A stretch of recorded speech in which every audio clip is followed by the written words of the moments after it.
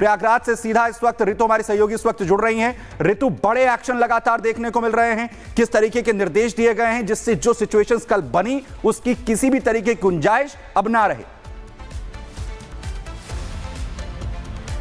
बिल्कुल, जिस तरीके से आपने सुमित कहा है और यही मैं दोहराना चाहूंगी, ये लगातार कहा जा रहा है कि महाकुंभ को किसी की नजर लग गई। सुचारू रूप से महाकुंभ चल रहा था, लेकिन लगातार जिस तरीके से व्यवस्थाओं को लेकर के सवाल खड़े किए गए, हालांकि देखिए प्रशासन की तरफ से पुख्ता इंतजाम किए गए क्राउड मैनेजमेंट को लेकर के, उसके अलावा पुलिस प्रशासन हर एक चौक चौराहे पर मौजूद भी रहा। हम लगातार रिपोर्ट दे रहे हैं, ग्राउंड पर मौजूद है, हम देख रहे हैं कि किस तरीके से यहाँ पर व्यवस्थाएं हैं। हालांकि देखिए नो व्हीकल जोन घोषित था, लोग वहां पर भारी संख्या में एकत्र हुए जिस वजह से ये दुर्घटना हुई, लेकिन अब सीएम योगी आदित्यनाथ ने इसे लेकर के चौकसी बरतने के आदेश दे दिए। 2 सीनियर लेवल के अधिकारी जो है वो अब तैनात कर दिए गए हैं और खास तौर पर जांच को लेकर के भी जानकारी निकलकर सामने आई है।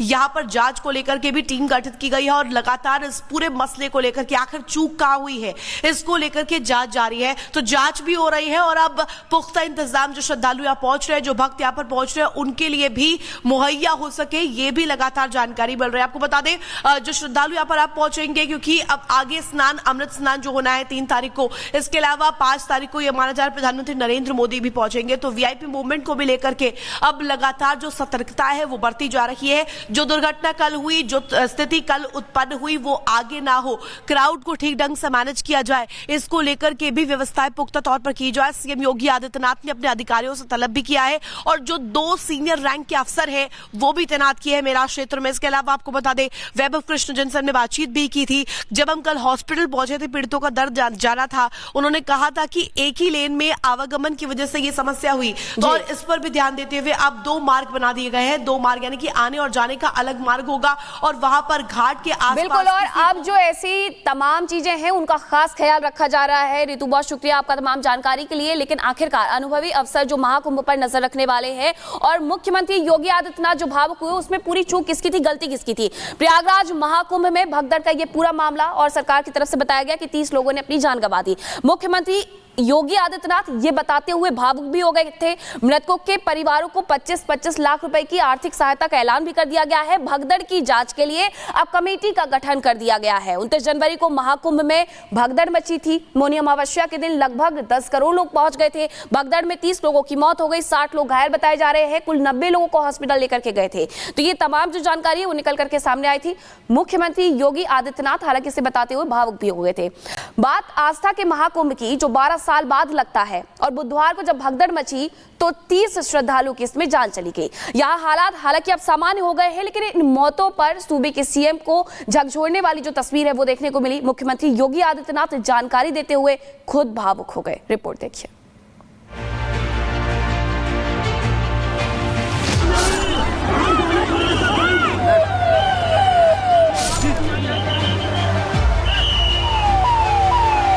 उन सभी परिजनों के प्रति हमारी पूरी संवेदना है। तारीख 29 जनवरी, दिन बुधवार, समय रात के 1:30 बजे, जगह प्रयागराज का संगम नूर।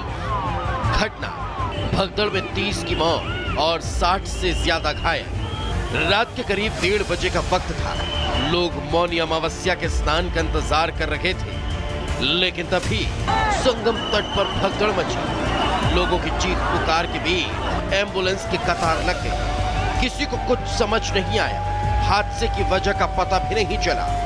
लेकिन फिर हादसे के करीब 17 घंटे बाद यूपी सरकार ने 30 से ज्यादा लोगों की मौत का आधिकारिक बयान दिया। मुहूर्त से पूर्व प्रातः 1 बजे से 2 बजे के मध्य बेला क्षेत्र में अखाड़ा मार्ग पर भारी भीड़ का दबाव बना और इस भीड़ के दबाव के कारण दूसरी ओर के बैरिकेड्स टूट गए और भीड़ के लोग बैरिकेड्स बांधकर दूसरी तरफ ब्रह्म मुहूर्त के स्नान का इंतजार कर रहे श्रद्धालुओं को कुचलना शुरू कर दिया। यद्यपि प्रशासन ने तत्काल राहत और बचाव कार्य करते हुए ग्रीन कॉरिडोर बनाया और एम्बुलेंस के माध्यम से लगभग 90 घायलों को अस्पताल तक पहुंचाया परंतु इसमें से दुर्भाग्यपूर्ण तरीके से 30 श्रद्धालुओं की दुखद मृत्यु हो गई है। यूपी पुलिस के बयान के बाद उत्तर प्रदेश के मुख्यमंत्री सामने आए और हादसे की जानकारी देते हुए भावुक नजर आए। यह हादसा भारी भीड़ के द्वारा अखाड़ा मार्ग के बैरिकेडिंग्स को तोड़ने और उसके बाद उससे कूद करके जाने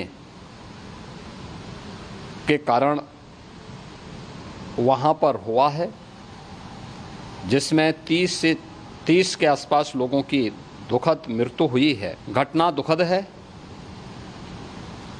मर्माहत करने वाला है।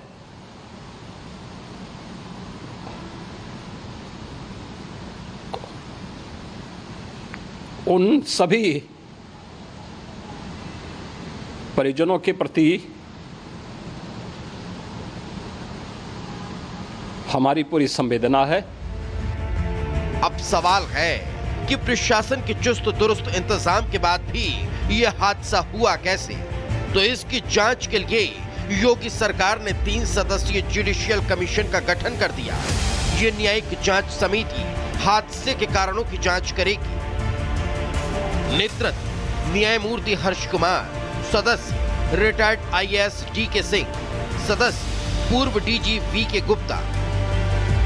इनके साथ ही मृतकों के परिजनों को यूपी सरकार की तरफ से 25-25 लाख रुपए मुआवजा देने का ऐलान किया गया। ये सभी घटनाएं मर्माहत करने वाली भी हैं और एक सबक भी है, लेकिन हादसे के तह में भी जाने की आवश्यकता है। और इसी दिशा से सरकार ने भी तय किया है कि हम इसकी एक जुडिशियल इंक्वायरी भी करेंगे, क्योंकि कई बार रिव्यू होने के बाद स्थानीय स्तर पर हर प्रकार की सतर्कता के बाद आखिर कहां से ऐसे हादसे फिर भी होते हैं और हुए हैं। घटना अत्यंत दुखद है। मृतकों के प्रति मेरी विनम्र श्रद्धांजलि है। जितने भी मृतक के परिजन हैं, उन सभी परिवारजनों के प्रति जिन्होंने अपने परिवार के सदस्यों को खोया है, हम प्रदेश सरकार की तरफ से जिन्होंने इस हादसे में अपने परिवार के सदस्यों को खोया है, मैं उन सब के प्रति अपनी संवेदना भी व्यक्त करता हूं। और परिवारजनों को हम प्रदेश सरकार की तरफ से 25-25 लाख रुपए की आर्थिक सहायता की घोषणा भी कर रहे हैं। बताया जा रहा है कि जो लोग संगम किनारे सो रहे थे, हादसे का शिकार वही हुए हैं। पॉन्टून पुलों को अखाड़ों के साधु संतों की शाही सवारी के लिए रिजर्व कर रखा गया था और वहीं पर बैरिकेडिंग लगी हुई थी। लोगों की ऐसी भीड़ बढ़ी और बैरिकेडिंग ही टूट गई, जिसकी वजह से जमीन पर सो रहे श्रद्धालुओं के ऊपर भीड़ चढ़ी और एक दुखद घटना सामने आई। ब्यूरो रिपोर्ट, रिपब्लिक आज। बीते दिन जिस तरीके से पूरा दुर्घटनाक्रम सामने आया, उसके बाद CM Yogi Adityanath action mode में आ गए हैं और तमाम फैसले लिए गए हैं। आने जाने वाली गाड़ियों पर प्रतिबंध लगा दिया गया है। महाकुंभ मेला क्षेत्र नो व्हीकल जोन घोषित कर दिया गया है। वीआईपी पास पर भी अब बैन लग गया है। वीआईपी पास लेकर जो लोग एंट्री ले रहे थे, वो वीआईपी पास लेकर एंट्री नहीं कर पाएंगे। ये तमाम कड़े फैसले लिए गए हैं कि वीआईपी पास कैंसिल कर दिए गए हैं। इसके अलावा नो व्हीकल जोन घोषित कर दिया गया है पूरे जोन को। भगदड़ के बाद यूपी सरकार ने यह बड़ा फैसला लिया है कि दूसरे जिलों से भी जो गाड़ियां आ रही हैं, उन पर भी प्रतिबंध रहेगा। वन वे ट्रैफिक लागू किया गया है। 4 पहिया गाड़ियों की मेला क्षेत्र में एंट्री बैन कर दी गई है। तो ये वो तमाम कदम एहतियातन के तौर पर उठाए गए हैं ताकि लोगों को किसी भी तरह की परेशानी का सामना ना करना पड़े, लोगों को दिक्कतें ना हो, मुसीबतें ना झेलनी पड़े और सब कुछ व्यवस्थाएं सुचारू रूप से चल पाए। इसी को देखते हुए ये जो तमाम कदम है वो एहतियातन उठाए गए हैं, क्योंकि बीते दिन के दुर्घटनाक्रम के बाद सीएम योगी आदित्यनाथ भावुक दिखाई दिए और उन्होंने भावुक होकर पूरी व्यवस्थाओं को एक बार फिर से रीचेक भी किया। लेकिन सीएम योगी आदित्यनाथ एक तरफ जहां इतने भावुक हो गए इस पूरी स्थिति पे जो कि बीते दिन उत्पन्न होती है, उसके बाद एक्शन मोड में भी दिखाई दिए, लेकिन विपक्ष इस मुद्दे पर भी सियासत करने से बाज नहीं आ रहा है। विपक्ष जमकर सियासत कर रहा है, व्यवस्थाओं की कमी बता रहा है और कह रहा है कि वीआईपी कल्चर को ज्यादा इंपॉर्टेंस दी गई, जिसकी वजह से ये भगदड़ मची, जिसकी वजह से ये पूरा घटनाक्रम सामने आया है, जिस पर अब बीजेपी ने भी जवाब दिया है। रिपोर्ट देखिए।